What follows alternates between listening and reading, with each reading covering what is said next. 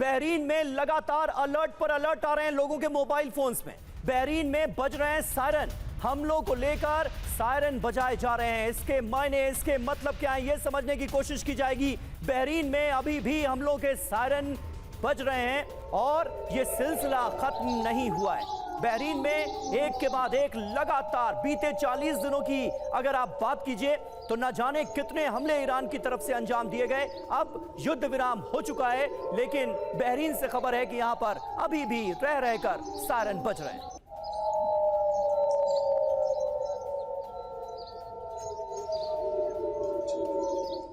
अब बहरीन में गृह मंत्रालय ने अलर्ट जारी किया है। एक और बड़ी खबर है, जहां सायरन बजने पर सुरक्षित जगहों पर लोग चले जाएं। गृह मंत्रालय ने कहा है कि बहरीन में लगातार सायरन बजाकर अलर्ट जारी किया जा चुका है, इसलिए अब सायरन बजने पर ही सुरक्षित जगहों पर लोगों से जाने की अपील की जा रही है।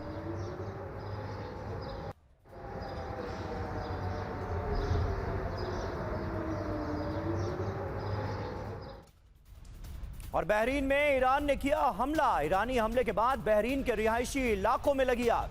हमले में किसी के घायल होने की खबर नहीं है।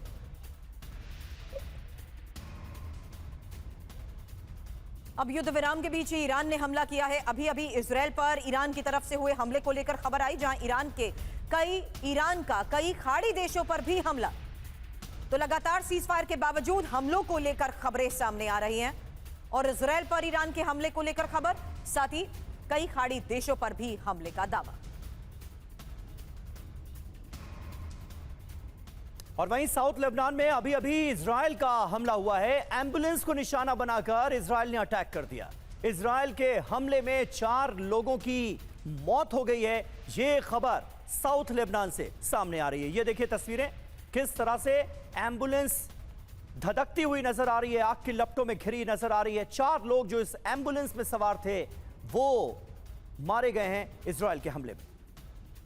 बहरीन में भी अलर्ट सायरन लोगों के फोन पर आ रहे हैं। तो इसके मायने क्या हैं? मतलब क्या माना जाए कि अभी ये जो फायरिंग, गोलाबारी की खबरें सामने आ रही हैं, ये कब तक जारी रहेंगी, सीज फायर के बाद भी?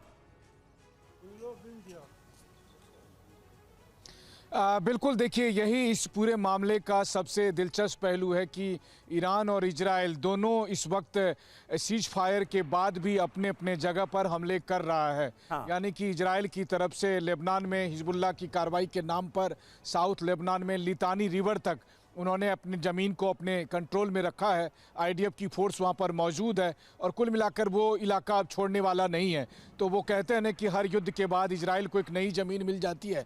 तो 40 दिन के इस युद्ध में इजराइल को एक बहाना मिल गया है कि अब वो साउथ लेबनान के एक बड़े हिस्से को अपने कब्जे में रखेगा। वहीं दूसरी तरफ ईरान की तरफ से सीज फायर के बाद भी जिस तरह से बहरीन पर हमला किया गया है, देखिए ईरान ये लॉजिक देता है कि अरब देश में अमेरिका के बेस हैं, वहाँ से उनके खिलाफ हमले हो रहे थे, इसीलिए हम बदले में हमले कर रहे हैं। लेकिन आपने देखा होगा कि इस दरमियान में जब भी ईरान ने इन पड़ोसी मुल्कों से बातचीत की, तो फिर चाहे कतर हो, बहरीन हो, कुवैत हो, यूएई हो, सऊदी हो, सब ने ईरान के इस दलील को खारिज किया। उन्होंने कहा कि हम आपकी ये बात स्वीकार नहीं कर सकते हैं और किसी भी तरीके से आप हम पर हमला करने को जस्टिफाई नहीं कर सकते हैं। यही दरअसल इस पूरे मुद्दे में पेच है कि अब ईरान और अरब मुल्कों के बीच में जो खाई बन गई है, अब अरब मुल्क जिस तरीके से अविश्वास के साथ ईरान को देखेंगे या जिस तरीके से ईरान से डरेंगे, उसकी वजह से अरब मुल्क और इजराइल एक दूसरे के ज़्यादा करीब आएंगे और फिर ये जो पूरा त्रिकोण बनेगा, यही उस पूरे जोन में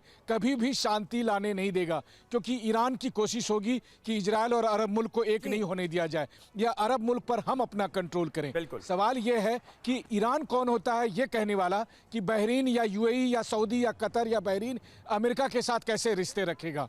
और अगर ईरान ये सोचता है कि मिडिल ईस्ट में मेरे कहे के मुताबिक बाकी देश चले, तो आपको लगता है कि यूएई और सऊदी जैसे मुल्क ईरान की बात को मानेंगे। इसीलिए ये युद्ध विराम बस देखने भर की है। ये तूफान से आने की हकीकत ये है कि लगातार अभी भी हमले हो रहे हैं और फिलहाल ये 2 बड़ी खबरें मनीष सामने आई, जहां साफ है कि किस तरीके से हिजबुल्लाह के गढ़ में इजरायल हमलों को जारी रखेगा, जबकि मिडिल ईस्ट में भी अलग अलग जगहों पर हमलों को लेकर अलर्ट है।